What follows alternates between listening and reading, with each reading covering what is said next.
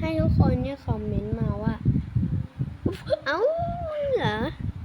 ให้ทุกคนเนี่ยพิมพ์มาว่ารูปนี้สวย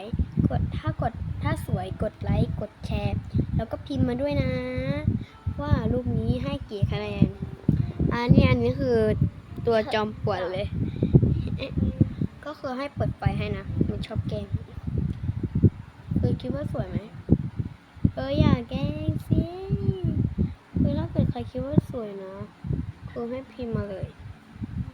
ปากคือสีสดมากคือสีสวยมากเลยใครเจอก็ต้องพึ่งบอกเลยบ๊ายบายค่ะตอนมืดถ้าใครคิดว่าสวยเนี่ยก็พิมพ์มาให้ด้วยนะไม่ใช่ไม่พิมพ์นะเดี๋ยวจะมาดูที่คอมเมนต์ให้ดูนะนี่คือขนตานะขนตาอยู่